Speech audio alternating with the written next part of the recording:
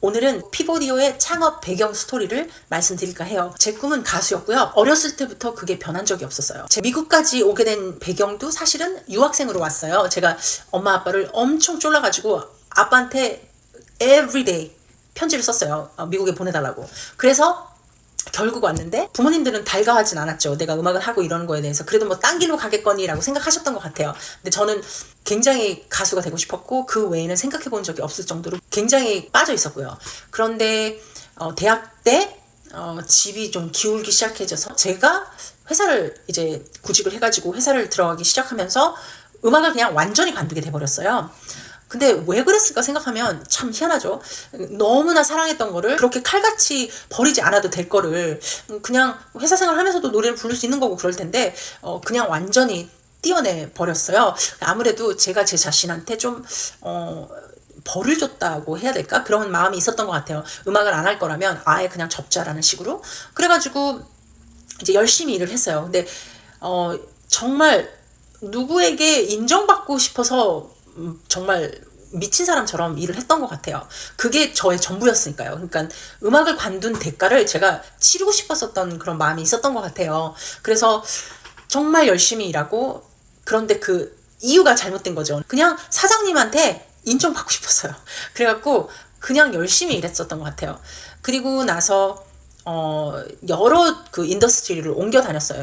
회사에서 회사를 옮기는 게 아니라 인더스트리 자체를 옮겨야겠다는 그런 생각이 자꾸만 들었어요. 리셋을 계속 뭔가를 하고 싶은 욕구가 있었던 것 같아요. 그러니까 문제는 제가 그때도 음악을 계속 했었으면 참 좋았을 텐데 그거를 아예 뜸을 져버리고 딴 데서 계속 돌출구를 찾았던 것 같아요. 남들한테 인정받고 싶거나 아니면 돈을 더 많이 벌고 싶거나 뭐 이런 것들이 있겠죠. 계속 그런 것만 쫓아다녔던 것 같아요. 그러다 보니까 외적인 동기부여가 오래가지 못하더라고요. 그러니까는 계속 한 2년 이 정도 되면은 금방 막 번아웃이 생겨가지고 그냥 다른 쪽으로 가고 싶어 하는 거예요. 다른 아예 분야로. 그러다 보니까 또 다른 인더스트리 옮기니까 또 리셋을 해야 되고 거기서 또 뭔가를 배워야 되고 이러니까 계속 옮겨다 보니까 좀 방황을 많이 했죠. 그러다가 제일 오래 있었던 곳은 덴탈 쪽이었었는데 그 덴탈 쪽에서는 이제 대표까지 됐어요. 그러니까 처음에는 아예 그냥 저 커스터머 서비스부터 제일 이제 밑에서부터 시작해가지고 이제 대표가 된 거죠. 근데 월급이 많아지고 또 직책이 커질수록 제 우울감은 더 커지기 시작했고 그때 주말마다 먹은 술을 합치면 아마 몇 트럭은 되지 않을까. 아마 치사랑도 많이 마셨었던 것 같아요. 그만큼 막 잊고 싶었어요. 주말마다. 그러다 보니까 사장이 된 지 한 6년 만에 잘렸어요. 그리고 나서 한 3일은 아무래도 좀 창피한 것도 있고 잘렸으니까 그리고 또 억울한 것도 있고 그래서 한 3일은 좀 막 화가 나고 그랬었어요. 근데 이상하게 모든 게 마치 벌어져야 될 일이 벌어진 것처럼 그냥 자연스럽게 저는 그때 그래도 사람들이 잡오프가 많이 있었거든요. 그런데 그 모든 걸 다 뒤로하고 그냥 뭘 했냐면 바로 음악을 했어요. 마치 그냥 나는 음악을 지금 해야 되는 사람처럼 그냥 자연스럽게 그냥 음악을 하기 시작했어요. 그래가지고 좀 막 마이크도 사고 막 음악을 하려고 막 이것저것 준비를 하고 하는 도중에 School of Rock이라고 음악학원 같은 데예요. 근데 애기들이 많이 가는데 어른들도 갈 수 있고 이제 School of Rock이 좋은 게 뭐냐면 일단 조인을 하고 이제 학원비를 계속 이제 내면 하우스 오브 블루스라고 여기 좀 소극장 같은 데인데 거기 유명한 사람들도 많이 공연하거든요. 그 하우스 오브 블루스에 설 수 있게 해줘요. 그러니까 저 같은 아마추어들은 엄청 좋은 기회죠. 당연히 그때 모르고 그냥 무조건 음악을 할 수 있는 데를 찾다 보니까 이제 스쿨 오브 락을 들어가게 된 거죠. 그래서 이제 거길 조인해가지고 이제 공연을 준비를 했고 공연을 하우스 오브 블루스에서 했고 이제 사람들도 많지도 않았죠. 이제 뭐 그냥 아는 사람 부르고 그러는 건데 그래서 이제 저도 이제 언니 사촌 언니랑 이제 사람들 좀 부르고 그렇게 해서 공연을 하고 집에 와서 한 몇 주를 울었던 것 같아요.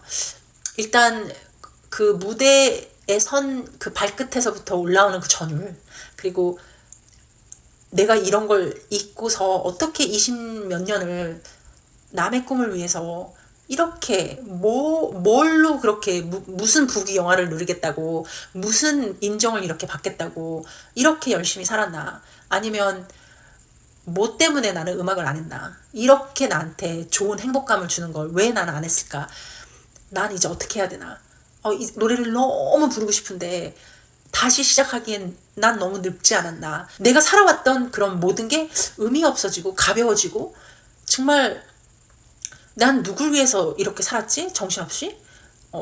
그러면서 너무 그 허탈한 게 이루 말할 수가 없는 허탈함이 밀려오면서, 그 아픔은 제가 어떻게 표현하고 싶냐면, 저는 아버지도 돌아가시고 제가 정말 사랑하는 저희 사촌 언니, 저한테는 진짜 엄마 같기도 하고 진짜 제 소울메이트, 저의 사촌 언니, 그리고 나의 너무너무 사랑하는 그 반려동물 마루 다 떠나 보냈거든요. 그 아픔만큼 아팠어요. 그만큼 저의 한 일부분이 잘려나가는 그런 느낌? 그래서 그때 몇 주를 방황하고 울었어요. 왜냐면 이미 너무 늦었다. 이제 나 어떡해? 라는 생각이 자꾸만 드는 거예요. 그래서 더 절망적이었죠. 정말 원했던 음악을 찾으니까 이제는 너무 절망적이 돼버린 거예요. 막 그렇게 울다가 이런 생각이 드는 거예요. 지금도 이렇게 아픈데 나중에 70살, 80살이 돼서 다시 이런 후회를 하면 그때는 얼마나 아플까라고 생각하니까 막 너무 무서워지는 거예요. 그래서 안 되겠다, 해보자, 어떻게 되든 해보자 해가지고, 그때 제 보컬 코치가 아다하나라고 있었는데, 아다하나가 지금 되게 유명해졌어요. 근데 그때는 2018년도였었는데 그때는 작사 작곡도 도와주고 그랬었거든요. 지금은 연락해보니까 안 되더라고요. 유명해져가지고. 근데 아무튼 어떻게 운이 좋게 저는 그런 사람하고 만났었어요. 그래서 그 친구가 저를 도와줘서 작사랑 작곡을 코칭을 해줘서 그때 그 친구가 소개시켜준 프로듀서를 만났는데, 그 사람이 코피고, 그래서 코피가 제 음악을 프로듀싱을 해줘가지고 저는 이제 제 퍼스트 싱글을 이제 스포티파이하고 뭐 각종 음원 사이트에 이제 내보낸 거죠. 그때 코피를 제가 처음 만났을 때 되게 마음에 들었었어요. 이렇게 사람이 좀 반듯한 사람 있잖아요. 그래가지고 되게 좀 반듯한 청년일세라는 생각이 좀 들어가지고 되게 좋은 감정을 가지고 있었는데, 뭐 그런 이렇게 로맨틱한 감정이 아니라 참 마음에 드는 친구다 이런 감정이요. 그랬는데 그 친구가 몇 년 있다가 그래미를 탔어요. 그래가지고 얼마나 진짜 마음이 이렇게 뿌듯한지. 근데 제가 좀 운이 좋았죠, 그런 친구들을 만나서. 아무튼 그렇게 돼서 저는 1년 반을 열심히 프로페셔널 뮤지션이 되려고 노력을 했어요. 근데